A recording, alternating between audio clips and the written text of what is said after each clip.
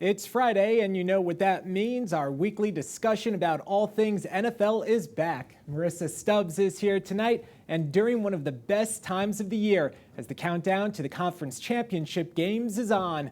Before we touch on those matchups, coaching has been a major talking point the past couple of weeks, and one of the biggest names out there, Bill Belichick, is still in search of a job. Is that kind of surprising to you that one of these many vacancies, he hasn't been able to fill one? Listen, Bert, it's not surprising to me as it may be to some. We got to understand, Belichick is 71 years old. The NFL, we talked about it times and times again. Like, they want this newness and they want the young coaches and they want to be able to see a franchise grow. Belichick was hired by the Patriots when he was 48. That's the age the NFL is looking for. So now that he's 71, I think it's just he's ran his course. But of course, with as much success that he's had with the Patriots, like he's had a great tenure. He has had a great tenure, and one of the many things you hear is that maybe he's not able to relate to that younger generation like you point out. Yeah. But one thing I'd like to say is that doesn't mean he can't reinvent himself. We've seen it before. Remember Tom Coughlin with the Giants? He was this scowling and angry individual that players couldn't relate to. Well, he changed his methods and tactics, and the Giants went on to win the Super Bowl. I think the NFL is more considered about the window that he will have to turn around. Whether the Falcons, he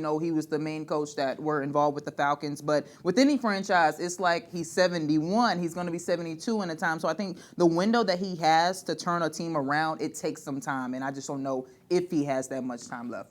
Yeah, you're absolutely right. And there's still two vacancies, Washington and Seattle. You would think, based off what you're saying, Seattle wouldn't hire him because they just got rid of Pete Carroll, who's, I think, a year older than Belichick. Could it possibly make sense for him to go to the nation's capital? I don't think Washington will take him either. Listen, West Texas, like I said, Bert, Belichick has just reached that age to where, it's just a tough window to hire a coach at 71 and bring him in and think that everything is going to turn around. And just one last point before we move on.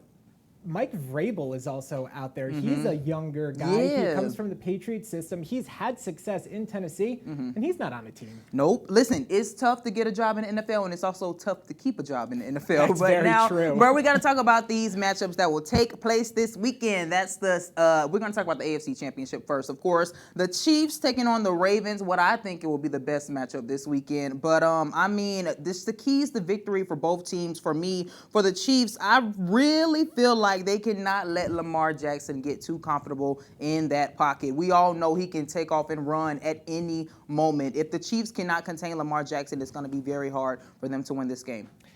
I'm going to play a little bit of a game where I'm going to try and simplify this because it very well could be simple. How about both offenses keep the other offense off the field? That way you prevent Lamar Jackson from doing what Lamar Jackson does, which is run around, make all these great throws, especially because he's a much better pocket passer now than he was earlier in his career. And look at Mahomes right there. The man does it all. Patrick Mahomes is basically like Joe Montana, Superman out there. And I know I was telling you before the show just this wild stat that Patrick Mahomes so far has rarely had any turnovers in the playoff, picture. And so, he rarely gets sacked, but it's just so crazy to think that Patrick Mahomes, of course, he has Travis Kelce with them, but Mark Andrews for the Ravens will also be returning, and that's a key player for the Ravens offense. So let's go ahead and listen from a few words from Coach Harbaugh and also Mark himself.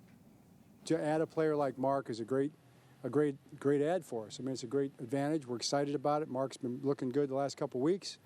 He's merged into the game plan as we built it this week, and that's what we'll be running with on Sunday. How difficult was it to watch for a while and then try to get back to this point?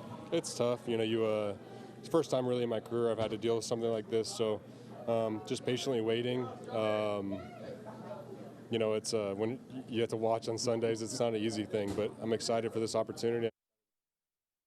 Over to the NFC side, the San Francisco 49ers host the Detroit Lions, and San Francisco is 7.5-point favorites as of tonight. I'm looking forward to this game. Yes, the early game might be the best one, but I like to think that this next game will be a hard-hitting affair. What do you make of this game? It will, and of course we know it's been a while since Detroit has been in this spot, but it's going to be a great game. We already know that. Detroit, what I feel like they're going to have to do is really be creative with how they attack that 49ers offense. Christian McCaffrey is going to get going, but we still questions about Deebo Samuel. Will he be available? Yeah, I mean, a shoulder is something definitely hard to come back from, especially taking a lot of hits. And speaking of taking a lot of hits, Brock Purdy's taken a lot of hits has. because of the performance that he had against Green Bay. But look, it's playoff time. You need all three phases. When he had Win to is a lead them win. down for a game-winning score, he did, and then the defense sealed the victory and were able to move the 49ers on to the conference championship game. And now, since we have discussed both games, who's going to the Super Bowl, Marissa? Super Bowl, Ravens, 49ers, Ravens win it all. All right, I'm going to say Lions and Chiefs, and the Lions win, bringing the championship home to Motown. All right, we'll see. And we'll be right back.